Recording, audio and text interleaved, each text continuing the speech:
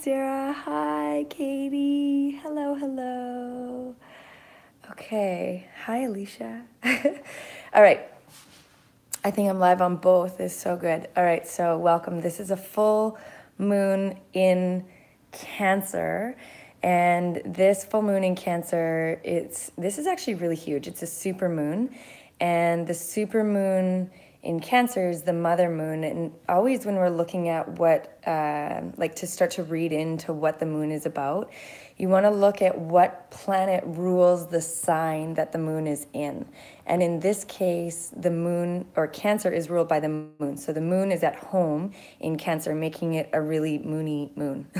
So anybody that has their moon in Cancer or who is a Cancer or maybe even a Cancer rising, this is going to be a stronger moon for you.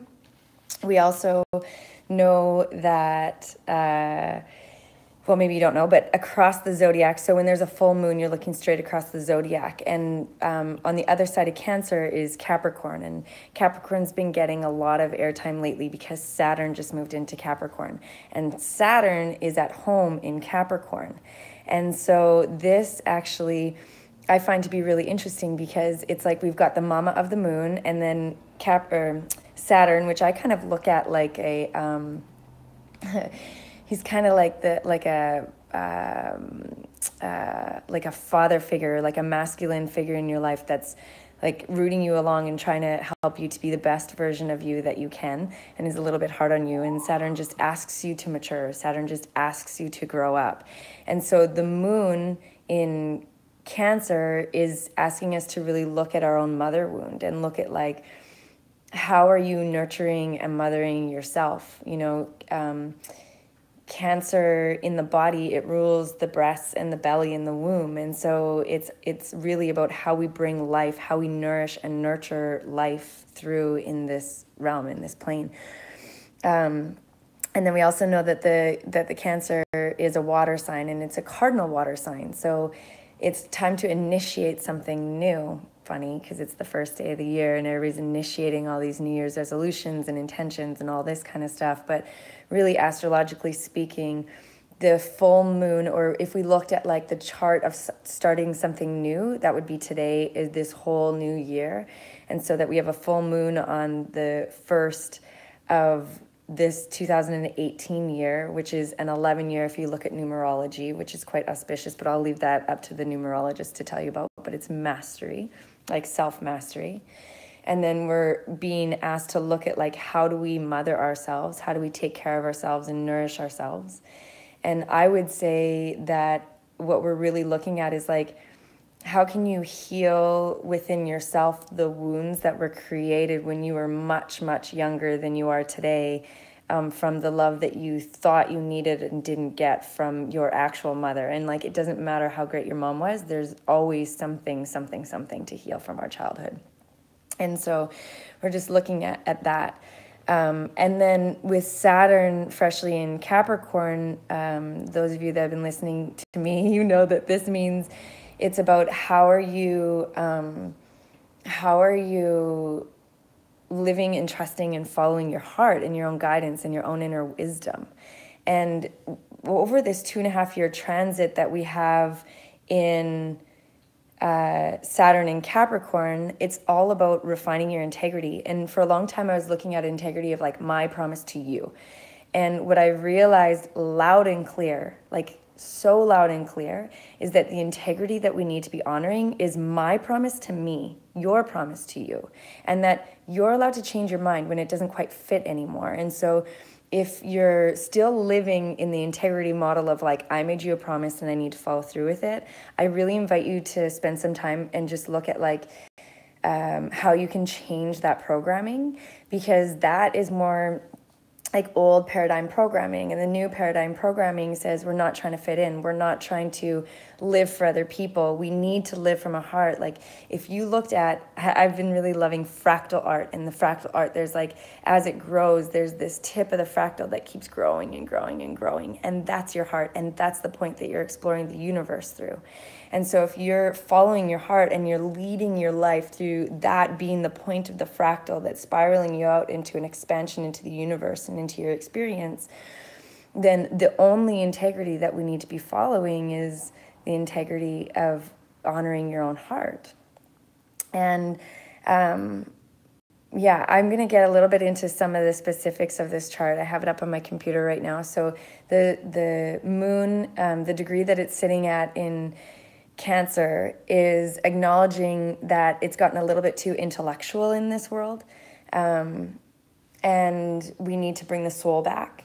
And that it's like if Capricorn, which is sitting across the zodiac, is about ambition and what you're building and like you being your own CEO of your own company, you being the leader of you. And so we're working into a greater sense of sovereignty. Then like that's one side. That's what the sun is doing. The sun is checking out how you're building your life. And then the moon is sitting across the zodiac in Cancer saying, now how are you breathing life into the structures that you're building? That's like such a powerful part of it. And the degree that the sun is sitting at is teaching us to stop scanning for that which you don't want in your life, because whatever you're scanning for is what you will get. And so changing the lens through which you're viewing and experiencing your world can make a really big difference on your experience in the world. And then we also have this really beautiful water trine. And so the water trine, the moon is in Cancer. Then we have Mars and Jupiter in Scorpio. And then we have Neptune in Pisces. And if you remember, I said the moon is at home in Cancer. Saturn is at home in Capricorn. Well, Neptune is at home in Pisces. And Mars is at home in Scorpio. And so this actually is really interesting because the planets are at home. So like, you know, when you're in the comfort of your own home, how you're able to express more of who you are. Well, all of these planets are able to express more of who they are. They're more powerful. And so you can look at what that means for you. The degree that Mars is sitting at is, it's like bringing up all these blockages. It's like kind of dramatic. It's like, this is the worst case scenario. I can't believe this is happening. And then all it's doing is it's checking your resiliency. It's checking your ability to stay the course. Like if you're clear in your vision and what you're building and you're breathing life into this through living from your heart and your soul, then all Mars is doing is saying, I'm just going to put a couple blocks up in here and make it a little bit dramatic to see how committed you really are to your cause. And then Jupiter is sitting at 17 degrees of Scorpio, and it's actually reminding us that we need to use our sacred practices in order to traverse the darker times. So whether that's meditation, whether that's yoga nidra, maybe it's movement or sport or getting out in nature or pulling cards or who knows, cooking, making love, whatever it is, whatever your sacred practices are, that you can like root down into those where you can trust and where you can open up and be vulnerable with yourself to help you bring yourself out of the dark. Because if there's anything that all these water signs are teaching us right now, it's that one of like a really growing edge of the evolution of our species and our psychology, our psyche, is that we need to change the perception that all the different emotional states or any of the different emotional states are bad. What makes for more discomfort is our reaction to the different emotional states that arise. And what helps us to heal is our ability to stay present with the different emotional states as they come up so that we can see them as teachers. And so I just posted on my Mindful Mamas account this really cool infographic about, I think there's like 7 or 8 different emotions that typically would be emotions that we numb out or would be uncomfortable with. And it tells like what each one means. And it's really beautiful. So you can go check that out. Amazing, Katie. And then Neptune is begging us, like literally begging us to wake up from the sleep or to wake up from this hypnotism that we've been under. And so, you know, I'm obviously really bias because I think it's really important that we turn off our TVs. And I think that it's really important that we are mindful of where we're nourishing ourselves on every level. So not just the food we eat, but also the music and the lyrics of the music that we're listening to, and the quality of the programming that we're watching on TV, because it's called programming. We talk about our psychology as being programming, but also it's programming on TV that is actually programming our perceptions. And so give yourself some time to check in, like, what are you feeding yourself constantly, and how is that shaping your perception of reality? But yeah, so Neptune is begging us to wake up. And I even think of it kind of like a hypnotism, like the powers that be that are trying to get us to think a certain way. I'll never forget the day I went to university for marketing. And the day I knew that I wasn't going to make a career in marketing was the day when my professor said, okay, there's two needs. There's two ways that we can sell people things. One is they have a need. So they're driving down the street, they run over a nail, they get a flat tire. They need a new tire in order to keep going, okay? The other need is they have a perfectly good car and it runs just fine, but there is another fancier car. So in this case, we create the need by making them think that they need it more than the one that they already have. And so, like, ingrained in my marketing education was this instruction to start messing with your mind that you need something more than you have. And they went through, we can use sex, we can use all these different things. And I was just basically shut my textbook and was like, oh God, I still have a year left of this program. How am I going to make it? But that's what the programming is. And so I actually just decided to turn it off that year, all of it. And it's been really good. So look at your own programming that you've been under, and then do what you can to drop into greater states of truth and honesty with yourself, with your environment. Not to say that we can't just veg out on some good movies or something like that, but just watch what you're being programmed. And then because this whole 2.5-year cycle with Capricorn has a lot to do with following your own integrity, the integrity of your heart, do a little bit of house cleaning, check in with yourself. What relations are... what relations are you done with right now? What relations are naturally and organically coming to an end? And this, I've just been schooled in the reality that it doesn't always mean it's a bad thing. Sometimes relations are matured and then they naturally part from each other in the highest for each person involved. And so when we're talking about our relations expiring or growing through our relations, just remember that there's different ways to look at that and to really honor that, and that we can see each other more clearly when we detach ourselves from any type of codependency that's there. Okay, I think I covered most of it. But the general gist of this moon, okay, so this is one thing that I noticed when I was looking at it. So we've got the moon at home in in Cancer, and we have Saturn at home in Capricorn. And it's these two are the mom and the dad that are basically coming around and holding our hands and saying, okay, kids, it's time to grow up. It's time to give yourself all the validation that you need from inside. It's time to put your big girl pants on or big boy pants on and take your life by your horns, because the dress rehearsal is over, and all that matters is right now and the choices that you're making, and that you're living from your highest and best right now. That's really what it is. And I have been through the whole year's astrology a couple times, actually a few times already, just looking at themes and what's going on. And while this is one really incredible year for manifestation, there is this continual pull of test, things could go really sideways. In the same instant, things could go really sideways, or they could go really bright, and they could go disaster and drama, or it could go high road grace.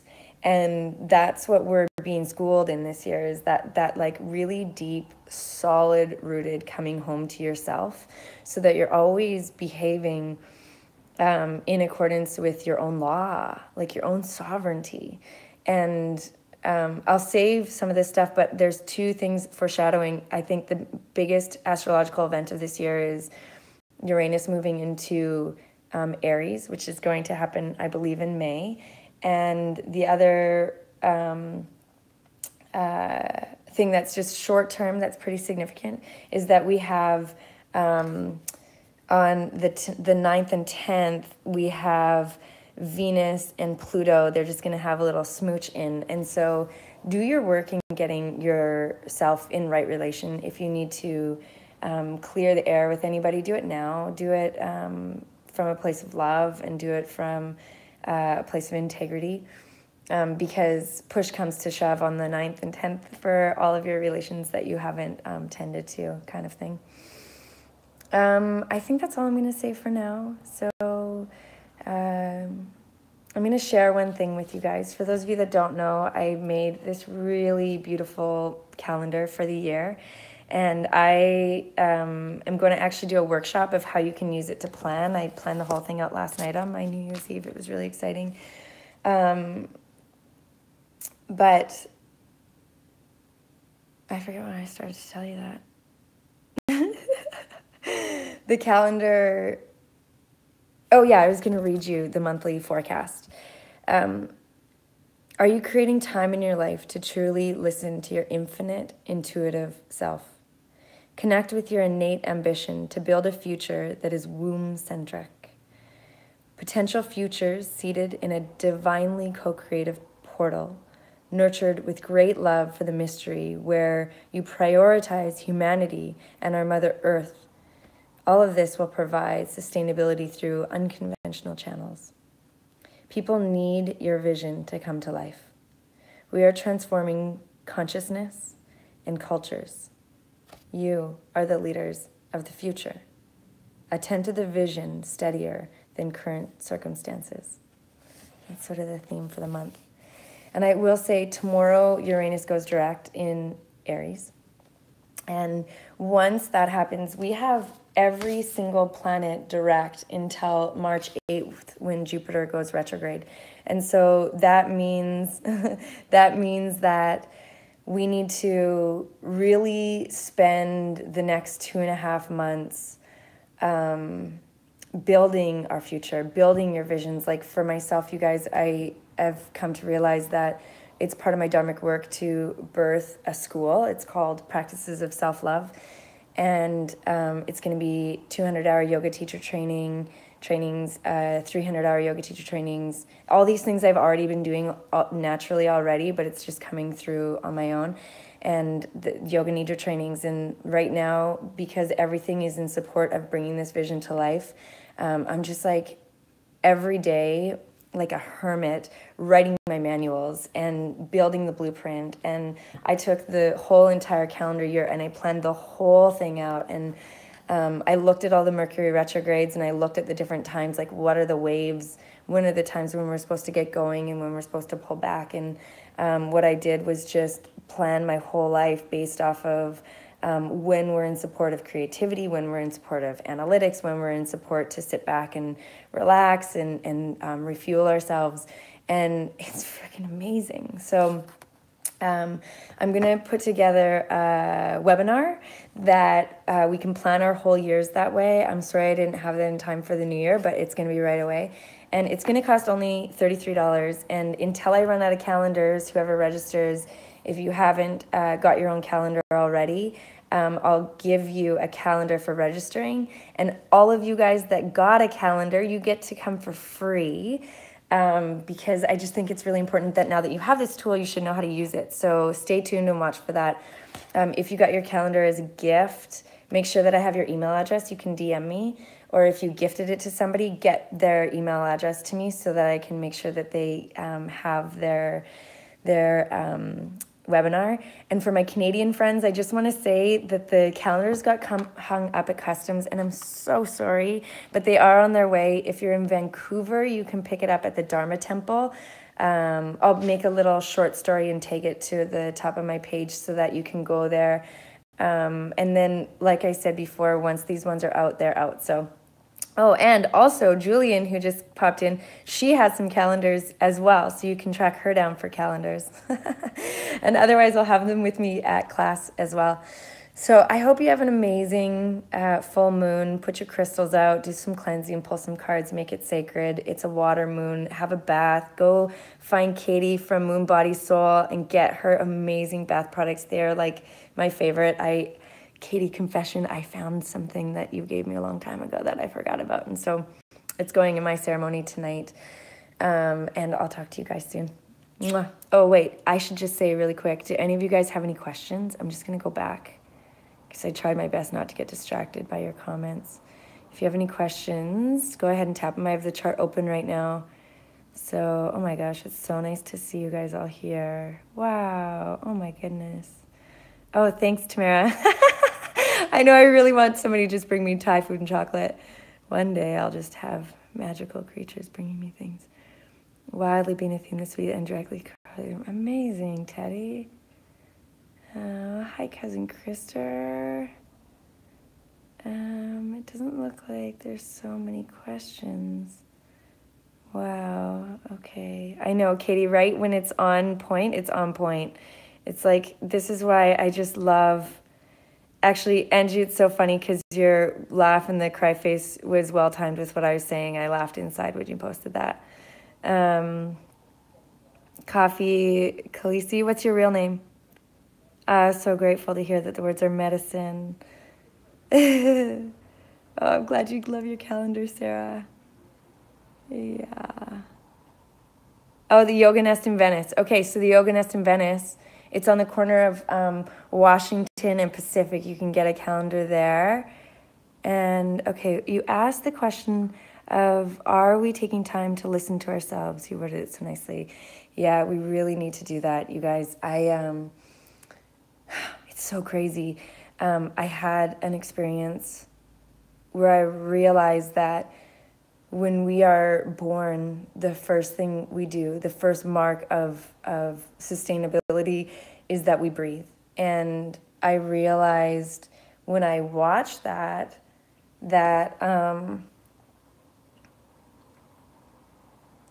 in myself, it was only once I was able to breathe fully in my own body, like really breathe fully in my own body, that I experienced my own rebirth. And I think that's like when we come alive is when we learn how to breathe fully in our body, and that's when we come home to ourselves. And if you look at your breath as your spirit, like that's all you need. You need to come home in your heart. You need to like fill these lungs, fill every single cell in your body with your breath, and just keep working with your breath and bring your breath home, and call your spirit back and call your spirit back and call your spirit back. And that's like the most loving thing that you can do for yourself. And when you are fully embodied, when you call your spirit back, and when your breath is full in your body, again, that's when the inner teacher comes alive, because that's when the guidance of that inner wisdom is unmistakable. When you're listening, when you're so connected internally that I can be aware of my full breath pattern while still listening to you at the same time. So this is it, you guys. This is the year we all come home, and I can't wait. Anyway, mwah, I love you. I hope you all enjoy this moon.